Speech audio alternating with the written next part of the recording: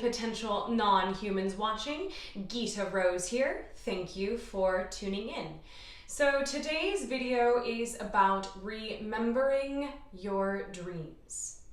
Our dreams have a lot of information, symbolism, and experiences in parallel realities that we are tapping into.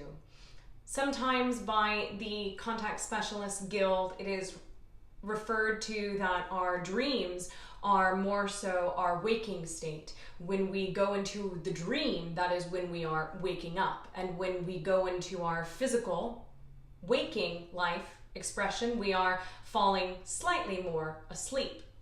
But as we really continue to integrate and come more so fully into fourth density, bringing more so in the fifth dimensional energy, however you wish to define it, from my perspective, as I understand it, this is going to get more and more and more blurred, that really we will be awake in our dreams all the time. It's a really common question, I feel, that a lot of channelers get, but I also know specifically in my channeling sessions with Bella, the simulacrum gets this question quite often of how to remember our dreams. And so in this video is a few of my tips and tools about how to remember the dream in all of its forms. So the first thing that I feel is important for us to really begin to understand is that we are truly dreaming all the time.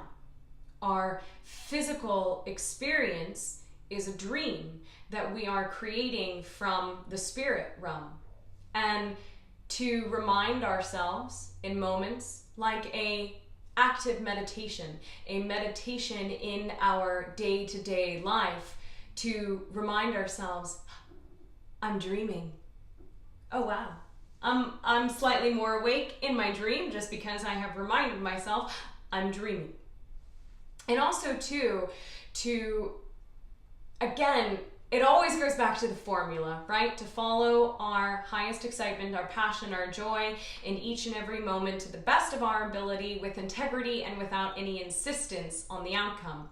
But especially in relaying it to accessing more of our dream journeys, to allow ourselves to really commit and act and do things that perhaps push us ever so slightly out of our comfort zone, that feel that much more fanciful in a way, whatever it may be. Going to a restaurant that maybe you wanted to go to but you haven't for whatever reason, or allowing yourself to draw pictures or wear great amazing costumes to the grocery store just because it's weird and it doesn't make sense, but it's kind of something that would happen in a dream. And allowing ourselves to fully live our day-to-day lives like more so like we are in the dream. But it truly comes from our action, from us pushing ourselves, like I say, ever so slightly to do things that are kind of weird, kind of fanciful, and a little bit more dreamlike and perhaps nonsensical. And the more that we really commit in our day-to-day life, the more that the higher self is going to essentially allow us to remember more of our dream journeys. So that's one part of it. Another part of it is to fully honor where we are. If you are in a phase where you're not remembering much of your dreams, that may be and is, there's no may about it, there's no merry month of May about it, it is what you are needing in each and every moment. It is what we are needing. We get what we need, and what you need may not be in that moment to be remembering your dreams, because our higher self, the aspect of us that truly knows, only gives us really what it knows we are able to handle and process and be able to continue our day-to-day lives in the most seamless way possible, with the least amount of further fragmentation possible. And sometimes it may not be beneficial for us to really remember a lot of our dreams when we are still in the act and in the process of doing things that we are in the belief structure that we need to be doing, going to regular day jobs or whatever our situation is. a lot of times it would be too overwhelming for us.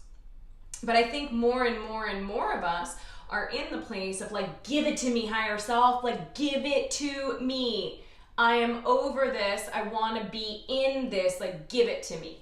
And so then we apply the formula.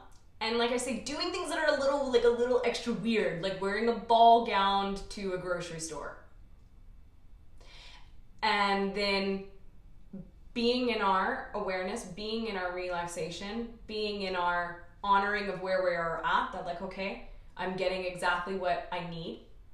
And then also taking some steps, some permission slips in a way.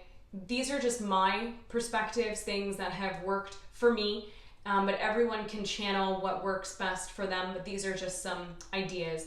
I've actually found dream catchers to be very useful, a very wonderful permission slip.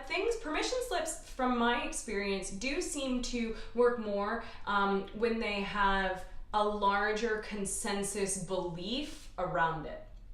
So just the idea of the dream catcher, I actually have quite a few in my home. I have a big one right above my bed, and then I've got one in my kitchen area that I brought back here, and then another one in a little corner that you can't see that's off frame. But I really like having many dream catchers in my space, and I think traditionally they're meant to like ward off the bad dreams and only bring in the good ones. But as we are all redefining what good and bad is, allowing then in what is truly integrative, and sometimes a nightmare is going to be extremely integrative, or things that are rustle our feathers a little bit are actually going to be really integrative. But a fun permission slip is having dream catchers around, as well as setting the intention simply enough before you fall asleep that you really are wanting to recall more of your dreams, to remember more of your dreams, that sending information to the higher self, like, hey, I did this, I've taken this action, I've done this permission slip, like, as I say, I'm ready for it, I'm over it, I want to be in it, give it to me. Setting the intention before we fall asleep. Also, in my experience, going to sleep in silence. So no music, not falling asleep to a TV show or a movie, silence. And I know for many of us that can be kind of challenging. It took me quite a long time to be able to be comfortable enough and in my center enough to be able to do this. But in my experience, it has been extremely beneficial in recalling things, remembering things, creating things in the dream that are truly relevant for what I need in my process. As well as turning off your Wi-Fi and turning your phone onto airplane mode. So giving yourself this really nice kind of protective bubble. Again, all permission slips. Totally up to you what really inherently feels good and is applicable for you. But I found this to be the case, that really creating the intentional space and really creating a nice free zone of technology and waves is really beneficial for not only recalling dreams, but being able to create and manifest the dreams that are really, really applicable for us. I have only had one almost lucid dream. Many people are curious about doing this. It's never genuinely been one of my excitements. I have had one dream where I stepped outside of a theater and I was looking at the awning and could see the marquee and the lights overhead, and it was raining. And as the rain was coming down, I realized, oh, I'm dreaming. And then, boom, the raindrops stopped and everything stopped. It's like I stopped time. There was cars driving by and the car stopped, people walking stopped, and the raindrops stopped. And I could see all of the reflections and fractals and mirrors and rainbows and all of the deep, deep, deep intricacy of these raindrops. And I shocked myself out of the awareness of the fact that I was dreaming, and I actually physically woke up.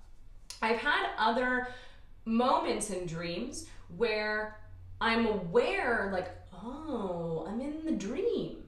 Right, I'm dreaming. And I'm still in the dream and aware that I'm dreaming, but I don't necessarily have the desire to change my dream. I know that I'm dreaming and I'm in the perspective of whatever version of me is dreaming, but I don't fully take on the desire to shift and to completely change the dream. It's this really interesting kind of in-between space where I'm very aware that I'm dreaming and very much in the allowance of letting the story take form, of being in the flow of allowing the symbolism to talk to me, the dream itself to speak to me rather than wanting to begin to change it. And for me personally, I do find this to be slightly more effective and slightly more applicable in our day-to-day life because we're still in the moment, we're still in the transition of being able to notice and create rapid manifestation. We're still in the experience of having this dream live through us in our physicality. So experiencing this in-between point in the astral dream state is really interesting for me personally. And there's lots of books and different meditations and all sorts of techniques that people can research on their own to help activate a more lucid dream state, a more classical lucid dream state. But honestly, from my perspective and from my experiences, it's not necessary and may not even be potentially the most preferred route for us to really live from and act from a true waking lucid state in our physical dream experience. There is a certain level of allowing and flowing and experiencing the symbolism and the synchronicity through us, allowing the story to unfold for itself. So a fun tool, technique, permission slip as we are falling asleep. So we have lived our life. Maybe we wore a ball gown to the grocery store, which now I feel like I'm gonna have to do and take a picture, but I'm nervous, but maybe I'll do it. We've taken action on things that are slightly silly, slightly fanciful. We have set the intention. I want to dream. I want to remember my dreams. We have turned off our Wi-Fi, we have put our phone on airplane mode, we have created a nice, beautiful, silent sanctuary space for us. And then as we are falling asleep, it can be a really interesting tool to remember your day-to-day experience. So the single day that you're coming out of, to the best of your ability to remember it in detail. From the time that you woke up, what was the first thing you did? How did you get out of bed? What did you then do when you got out of bed? How did you walk to the kitchen to get yourself a glass of water? What breakfast did you make for yourself? How did you experience your breakfast?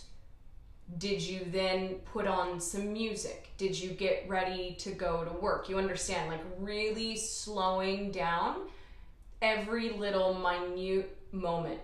And this, from my perspective, is so challenging. Like we immediately jump to getting in the car to like go to work or whatever it is. And you're like, no, well, I was up for 3 hours before I did that. What did I do? I don't know.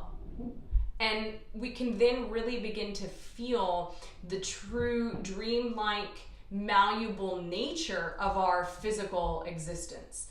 And like a meditation, when you find that you have jumped in time to take yourself back to where you know you left off, so getting out of bed, brushing your teeth, getting a glass of water, whatever your routine is, and put yourself back to it and slow it down and find all of the little nuances and the feelings in between the frames can be really challenging and really neat to experience the feelings and the sensations of feeling your physical waking life as the dream that it really is. And I know for me, I usually don't make it past like lunch or like 2 o'clock in the afternoon before I'm asleep. And it's this really interesting sensation, like I said, of almost like a meditation of like catching yourself thinking, oh, now I'm falling into the dream. Oh, but am I actually awake? No, I'm remembering my life. Oh, wait, no, but I'm falling into the dream, and this whole really interesting process. And then it's also really beneficial, again, from my perspective, to write down your dreams, to have a dream journal and to keep track whatever words, phrases, feelings, ideas. It doesn't have to be that you are fully recalling the dream in its entirety, or a voice recorder too works great. Something physical though to tell yourself the story. So I will challenge myself. I don't need to go to the grocery store today, and I don't have plans to go to the grocery store today. I won't, probably, but in the future, I may wear a ball gown to the grocery store and take pictures for documentation as we all together continue to live the dream that is the dream within the dream. So have fun with this and allow yourself to think of any permission slips that may work for you. There's crystals, there's different herbs. Marjoram is really fun.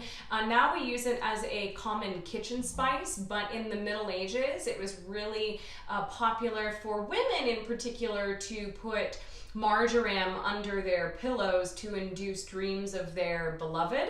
But again, something that is coming from an older consensus reality that has a long-term belief around it, I feel really has that much more kind of power. So get a nice little, cute little bag and put some marjoram in it under your pillow, or again, whatever crystals, whatever ideas that you get for you that are inspiring for you.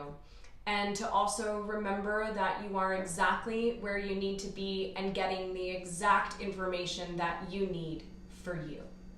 So thank you for watching this video, and a sincere thank you to my new subscribers and to those of you that continue to support me thus far. I sincerely appreciate it. Our minds may be different, our bodies may be different, but it is through our hearts that we know our spirits are one. Sweet dreams and aloha!